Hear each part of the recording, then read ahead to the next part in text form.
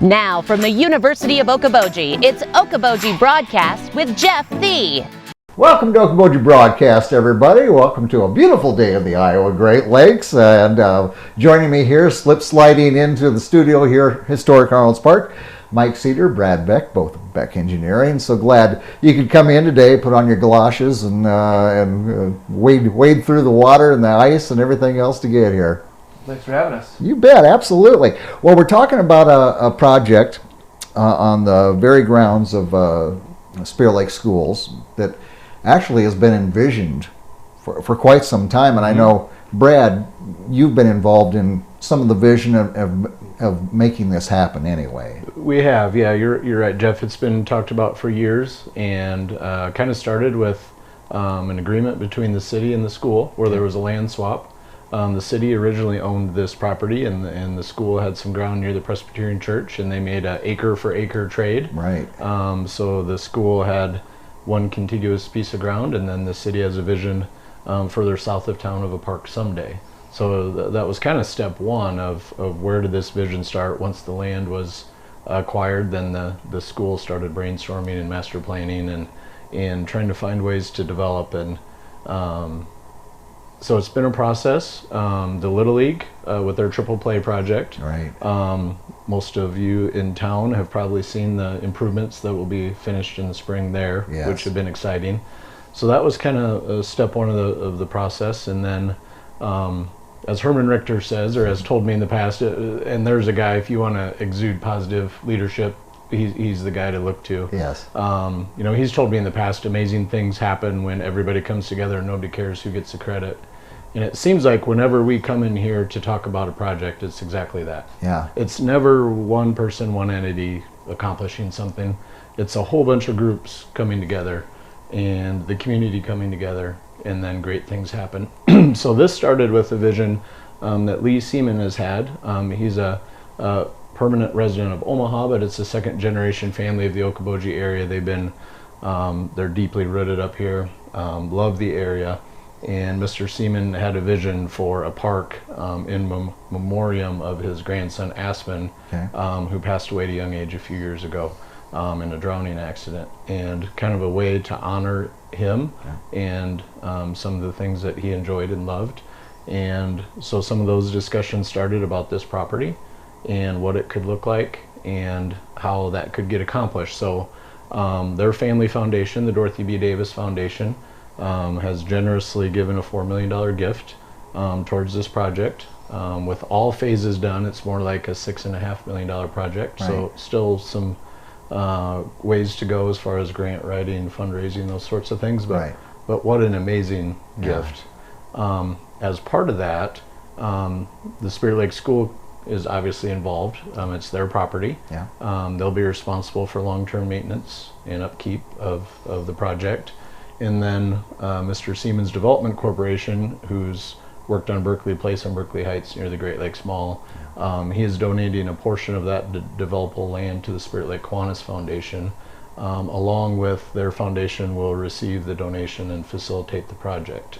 So you've got Spirit Lake Community School District, Right. You've got the Spirit Lake Kiwanis Foundation, you've got the Dorothy B. Davis Foundation, you've got Seemann Development Corporation. Right. And then on top of that, you've got all the people that have contributed to the Triple Play Little League project, and others that will still be forthcoming. So Yeah. it's just unbelievably exciting to see people rally together, show positive leadership, a can-do attitude, and just another great project that Mike and I have said over and over. It feels like the next project's the once-in-a-lifetime project. And it's just, you look at the things here at the amusement park with the pavilion and Yes. and the roof garden and Lake Street and the boardwalk and the State Pier and the promenade, and you just keep going down the list. Yes. East Lake Park, and then you add Aspen Seemann Park to it and other things that are in the works as well. Yeah. It's just amazing what's been accomplished around here, and this is something we're unbelievably excited about to be able to be involved with. Yeah, and it does. It says so much about our community of communities. And it's the partnerships. And Herman's 100% right. When everybody wants to put in and nobody says, oh, thanks to you. You know, it's a matter of what's good for the community, certainly what's good for our kids and our families, for there in Spirit Lake. As far as some of the facilities there in the park, did you do a study of we could use this, this is needed, or what's going to be there in the park, and kind of how decided what's going to be in there? Yeah, so the approach we took was we always try to view these projects as we have ideas, but it's not our property. Right. We're not making the huge donation towards it. So we always take the approach of, what's your vision? What would you like to see? So we started that with Mr. Seemann, and he gave some input, but mostly gave us the latitude to work with the school, which was really neat. Yeah. So we started some brainstorming sessions and meeting with school staff and some key leaders that we wanted of opinions we valued in the area. Yeah. And Mike started with a really rough sketch, just kind of a bubble plan with layout, and here's this could be this could be this could be this, right. And just gathered feedback, came up with some ideas, and brought those back to the school and a few other key leaders, and just kind of went down the process of what's your vision and how can we help you get there, as opposed to this is what we're going to do on your land. Right.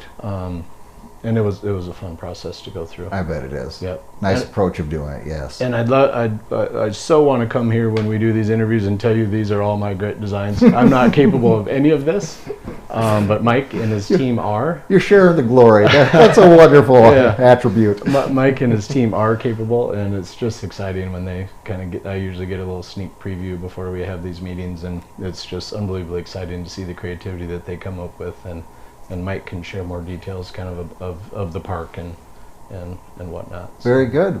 Well, Mike, the floor is yours. Let us know what we're going to be working at, and what you came up with the team. Well, it's going to be a very exciting project. The ability for us to add park uses for the community in and amongst the existing high school softball, baseball, tennis, pickleball courts, right. As well as the Little League fields. We kind of intermix these park uses right through that. So it starts with a nice wide accessible trail that connects all those areas together, but really the star of the show is a large inclusive and accessible playground where we're using some very unique play pieces, some of which are just have not been installed yet in North America, but some really unique sort of new age climber type playground pieces that are built and designed for inclusivity. So they're built to touch the ground at low points, as well as to go up high and create challenge for more able-bodied kids. But the idea is that we take all age groups, all mobility, are all kids of all ages, right, as well as adults. These are all designed to handle adults as well, and try to mix those together so they're all playing together in the same location. And that's a neat concept, which I hadn't even considered, but you don't see this in parks for kids to play in. The idea of mobility abilities for different children that may have something they're not as mobile as other children, and they'll still have the opportunity to play and have a good time.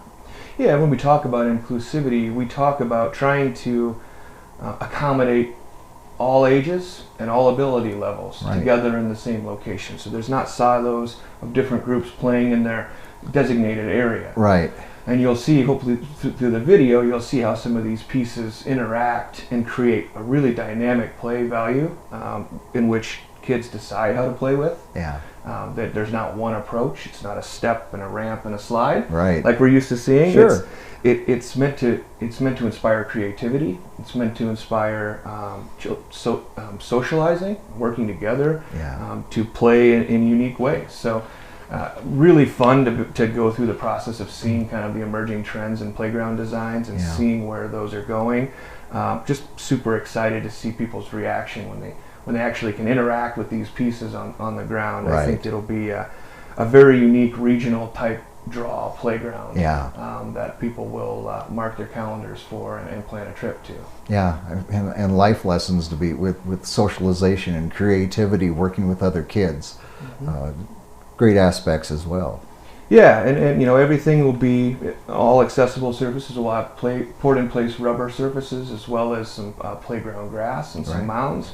So we try to use the earthwork and the ground plane as well to create play value in itself. So it's not just the pieces of equipment, it's also the layout, it's also the way that kids can move from one piece to another, and create little games inside of games throughout. So really super excited about that piece.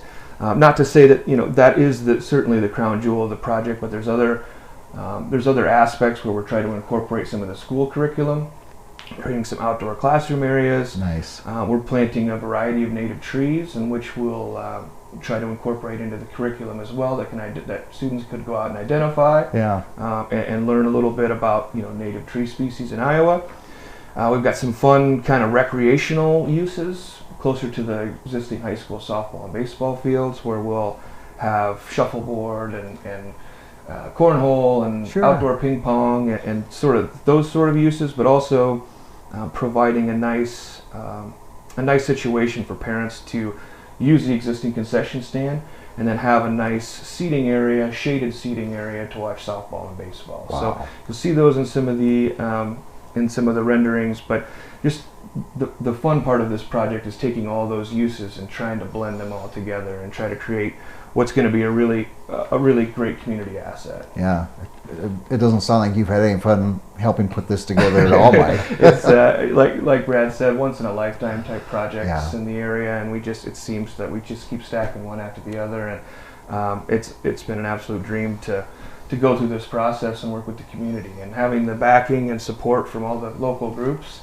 in order to even make a project like this happen is sort of a pinch yourself type of moment. So. Yeah, it's kind of the Iowa Great Lakes go-to phrase of why not? Why wouldn't we try to do this? And so often we get it done around here.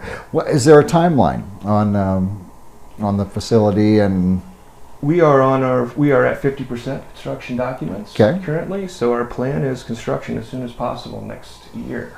So not today. We're not starting anything today. Not much going on outside today, yes. But our expectation is that construction would be ongoing throughout the season next year.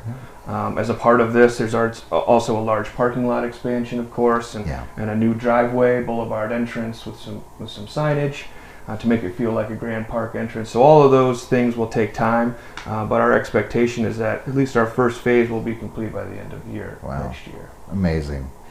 Well, appreciate all the work Beck Engineering and you guys have put into this, and certainly the partners that have come forward and made this possible for families and children in the area. And it's going to be a big shining gem for the city of Spirit Lake as well. So wonderful. Guys, thank you so much for coming in and telling more about this. I wanted to learn more about it and appreciate you being in here. Yeah, thanks for having us, Jeff, and for all your coverage of the area. It's fantastic. It's my pleasure indeed. And of course, Merry Christmas to you and your families. Yep, you too. All right, Brad Beck.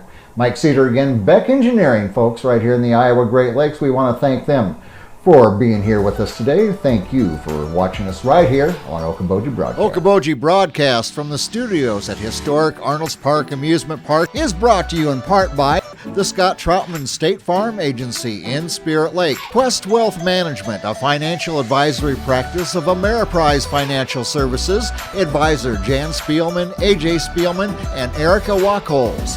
The headquarters of the University of Okoboji is at the Three Sons, open Monday through Saturday 10 to 5 and Sunday from 10 to 4. Bank Midwest, dream big, plan wisely, live well. Lakes Regional Healthcare and Avera Partner. Ruthven Locker at the Lake, where carnivores are welcome on Hill Avenue in Spirit Lake. Beck Engineering in Spirit Lake. Be Radiant Laser Skin Studio in the Okoboji Plaza in Okoboji.